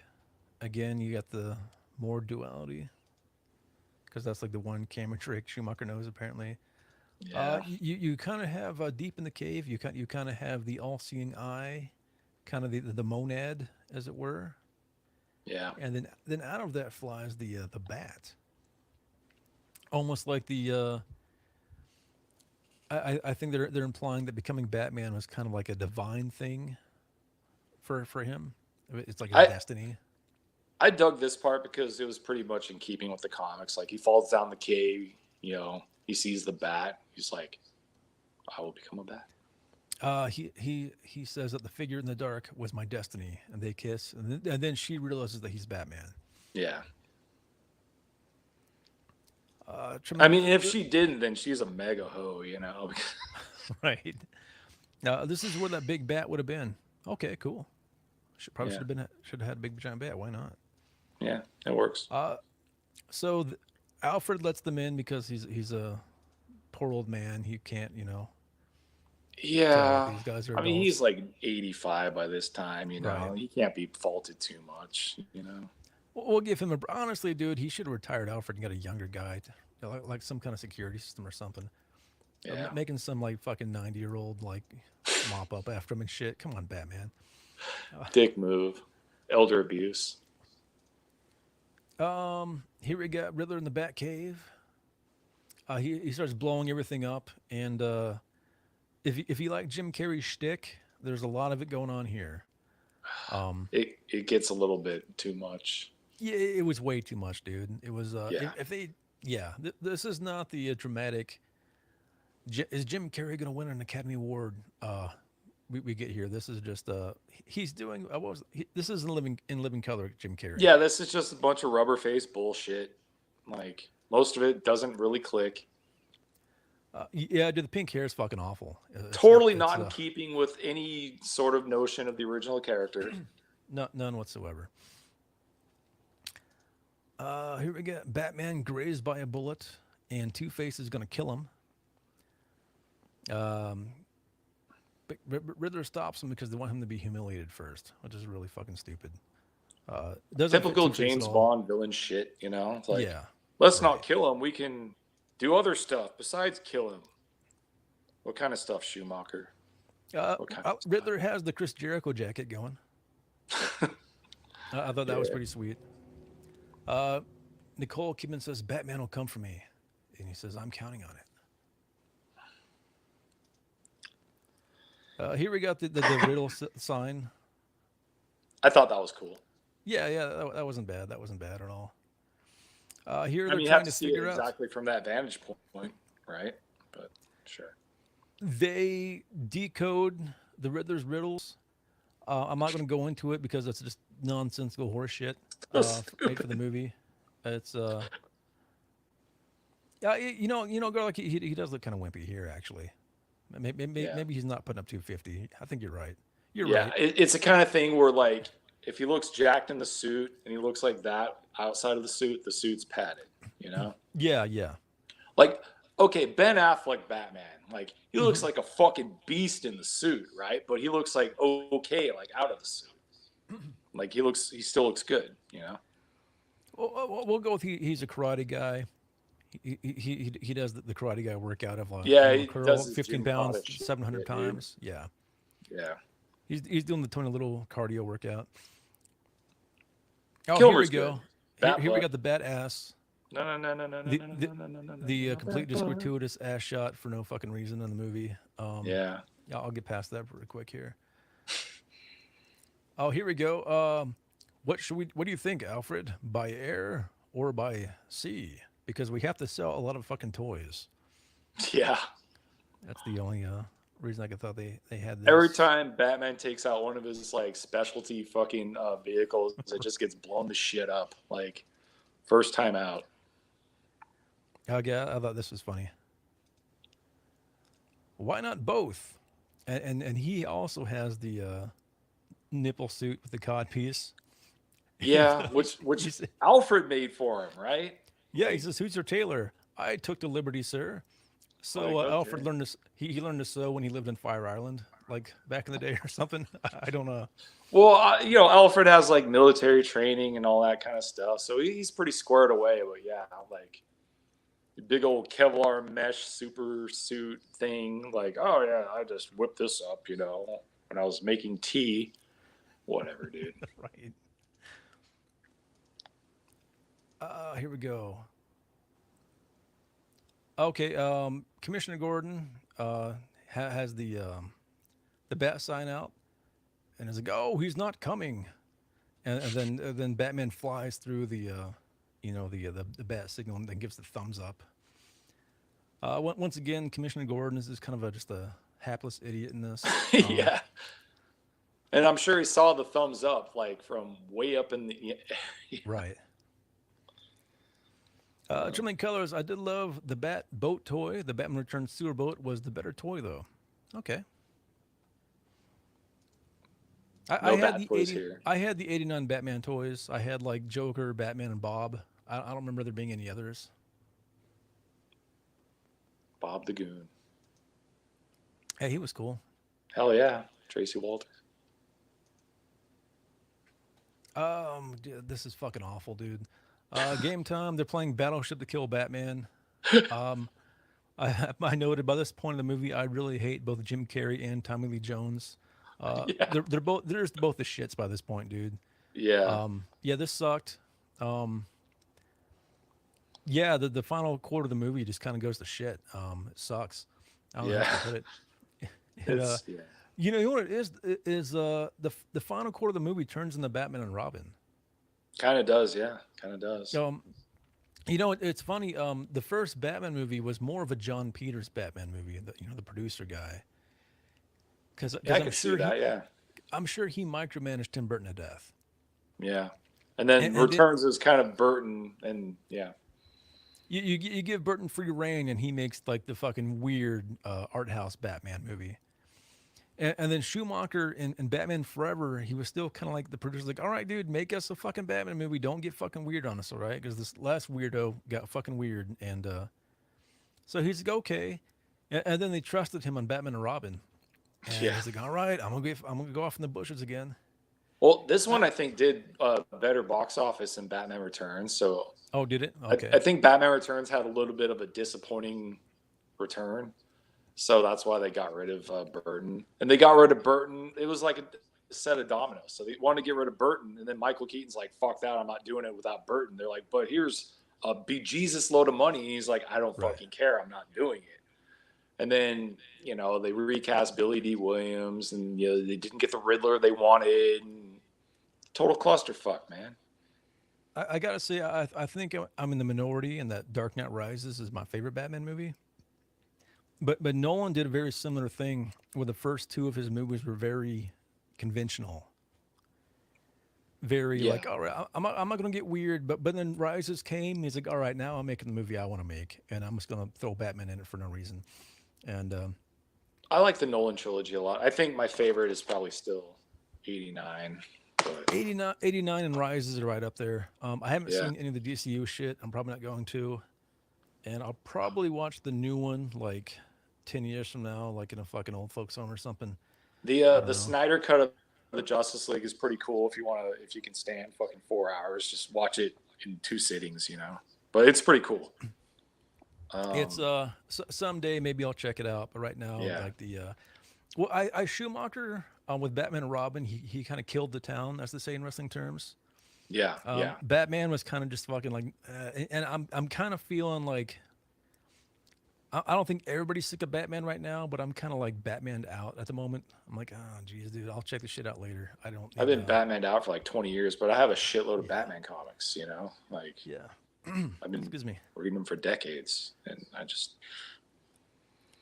too So I don't know much. why we reviewed this movie, but here we are. It's your channel, dude. Like you said, That's hey, let's true. do That's Batman true. Forever. It occurred to me on a whim. I'm glad we're doing it. This is a good stream, honestly. Yeah, it's entertaining. Maybe not the best movie, But Yeah. maybe we should do shitty movies more often. I don't know. I'm having my Garlock spaz out moments, you know, it's Yeah, cool. yeah, I'm exactly. getting them views. Batman saves Robin and traps all Two Face's goons in a net, which is pretty fucking stupid. Yeah. And Um, they have scuba gear, so they're fine. It's really funny when like they do the whole sanctity of life thing, and then like later on they mhm. just fucking murder a bunch of people. But you know, he seemed to kind of stick to this movie's version of like what Batman should be. We have Two Face hanging over a ledge, and once again they're recreating the beats from Batman '89, Yeah. and Yeah. uh, and he's like, "Finally, justice is served. Let us die." And then Robin saves him, and he says, "You're a man after your own heart, son. I'll see you in hell. I'd rather see you in jail." But That was so yeah, Robin's a stupid. dumbass. That was so stupid. Batman's caught in yet another trap, and he has It's like Trap rockets in 3, his right? yeah trap three, but he has rockets in his boots. I'm not even sure what the fuck was going on here, so I can't really explain it to you. Yeah, I don't. there's certain points in this movie I'm just like, oh god, what the hell is Jim gonna do? Because I don't know what the fuck's going on here. I, All I'm those not. I'm people not. leave I'm not even going to try, and I don't. It's not my fault. Blame Joel Schumacher. there. Yeah, Um, it just becomes some muddled, crazy, weird bullshit that's just like I, people falling down or flying up or I don't know what the fuck's going on. and you can't really see what the fuck is happening. Yeah, it's fucking dumb. Yeah. This kind of reminded me of the spaceship in Killer Clowns. Oh yeah, 100%, dude. Good catch. Good catch. Yeah. Yeah, and like Uh, this huge ornate fucking headquarters. Like where the I gotta say, I think Killer Clowns looked better though, and was a better movie. Uh oh, phone going off, Garlock. There we go. Yeah, Um, that was the wife not knowing I'm on a stream. oh, it's all good, man. Yeah. It's all part of Hopefully she the. won't kill me for hanging up on her. Riddler kind of looks like Zool here. Yeah, Kind of yeah, that vibe. he's totally like just lost the plot. Like he, where does he get all these outfits? Like, Um, well, probably Joel Schumacher probably took him to where he shops, and I'm guessing yeah, that's where there he you go. got it. In the movie, I don't know. Batman and Robin kind of retcons Two Face's death in this by having his costume beside Riddler's in the Arkham evidence lockup. I remember when I was like, I must have been like 13 when I saw Batman Forever, and I was like, oh, cool. That means like Riddler's still alive. He can come back in another movie, and yeah, no, I don't Yeah, ever want to see. I I don't thought want the to see same Riddler in it. thing. I don't ever Hell, want to I see Jim thought Carrey in that another about Batman Freeze in movie. the fourth one. Right, right. That was unfortunate, man, because when I was like what 97. I was like 15. Batman was cool. I loved Arnold. I was like, oh, Batman and Arnold, that's gonna be the best thing ever. And it was the worst thing ever. It was like one of the first major disillusionments in my life. Things Yeah, it was. Batman and Robin kind of showed that things aren't just gonna keep getting better. Yeah, I think I saw all of them except for Batman Returns in the theater. And you know what? Even the first time I saw Batman and Robin, I was like kind of like with this one, I was kind of like awed by the spectacle and like all the stupid shit kind of just passed by. But then like the second time I watched Batman and Robin, I'm like, oh god, yeah, okay, whoa. But hell, I mean, Hev I bought the fucking thing, so whatever. Hev points out that Jim Carrey or the Riddler is probably borrowing one of the ladies' clothes. So that makes sense. He's probably digging through their closet and sewing on some question marks. Well, you know, he is rich in this movie. At this point in the movie, he's Yeah, richer than Bruce Wayne, right? So I guess, it yeah, doesn't make any sure. sense, but yeah. He just starts this like multinational conglomerate like overnight and like all these garish Right. headquarters, whatever, dude. Batman says you've been sucking Gotham's brainwaves, and now you've devised a way to read men's minds. And he says, yeah, I'm going to be using it to steal credit card numbers, bank codes, sexual fantasies, and little white lies. So if Yeah, God when this I when power, at that part, it's like, yeah, all right, Joel, there you go. yeah, he is using it for compromat. He kind of like I'm sure Facebook and every other media device is being used at some level. So yeah, he's a bad guy. Definitely a bad guy. He asks Riddler some riddle, and the answer is blind as a bat. And he's like, exactly. And he throws a batarang, and he blows up the whole thing. Goes with the Gomorrah citizen. There you go. Yeah. Next scene here, he's getting zapped by the machine. This kind of reminded me of Mr. Incredible's death in Mystery Men. Oh, it's been a while since I've seen that, but Yeah, it's pretty me. dark. No problem, man. Everybody's stuck in some death trap. Batman saves everybody.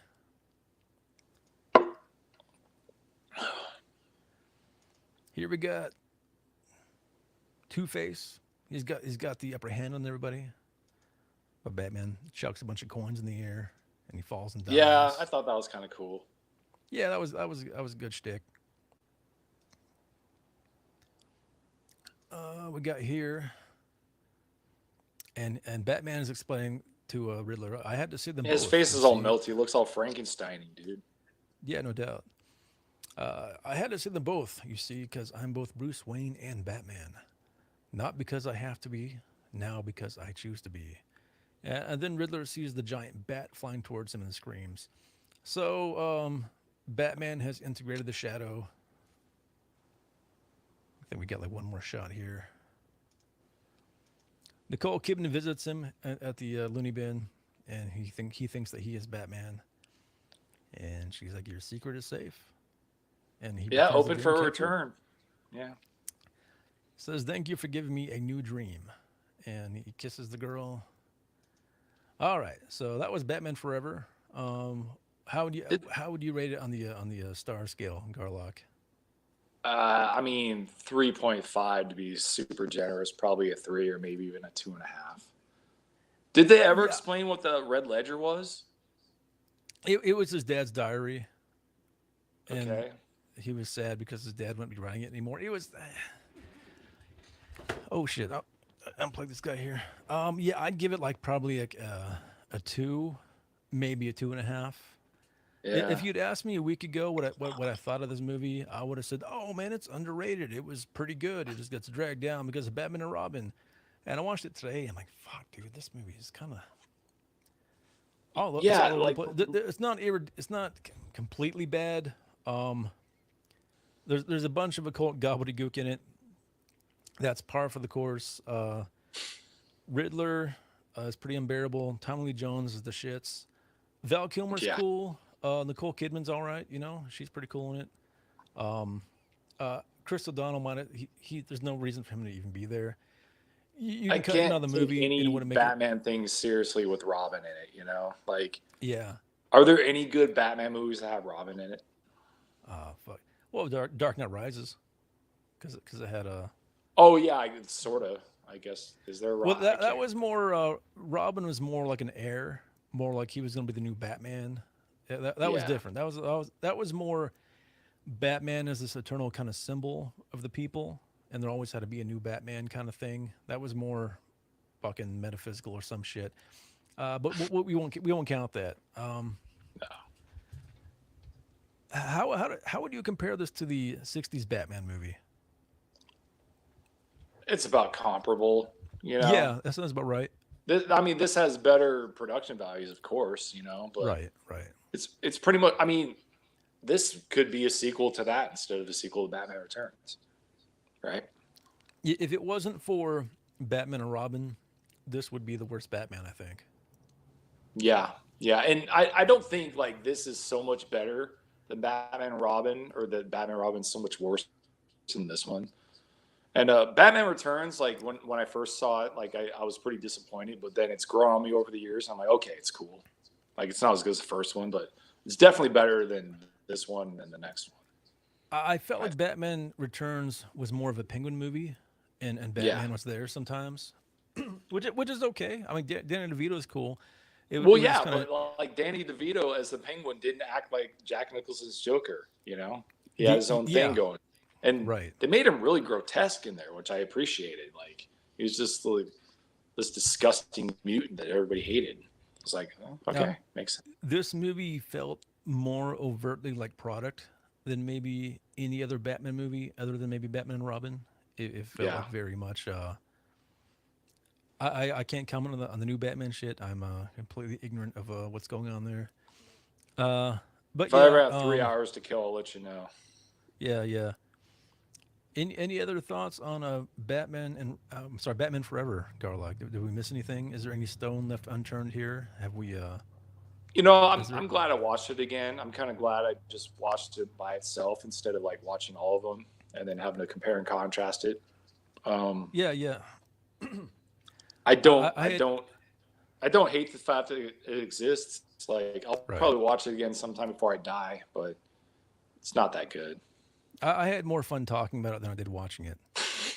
Yeah, I'll say that.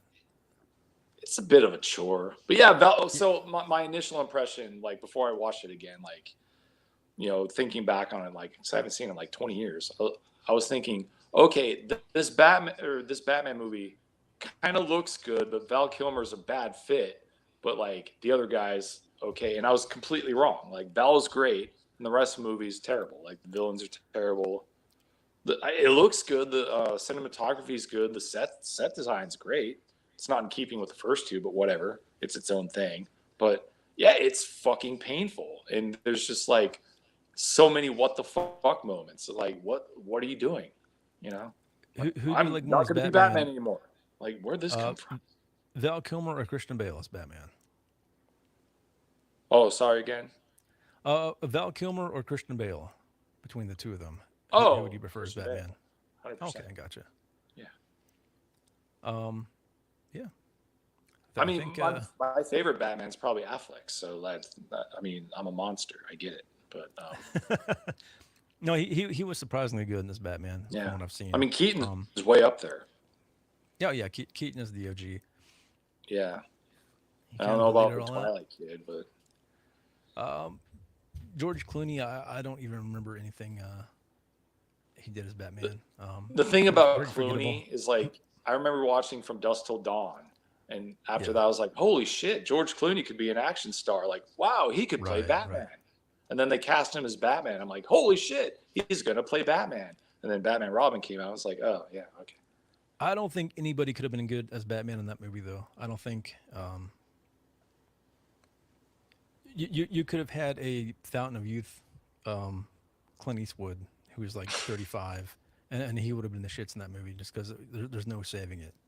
You know who'd be cool as Batman if you just want to like cast from like the dawn of time or whatever? Sure. Charlton Heston. Yeah, sounds good to me. Yeah, Yeah. there you go. Or All right. hell, I mean, in Batman Year One, he was drawn to look like Gregory Peck. Hey, that would work too, man. He had the height, you know. He was pretty. He had Yeah. the booming voice. Yeah. All right. Well, I think that about wraps it up, Garlock. Thanks for hanging out and thanks for discussing this the most mid of the Batman movies, I guess. Yeah, this is And fun. This is fun. yeah, and thank you everybody for hanging out. And hopefully we'll do this again soon. Take it easy, guys.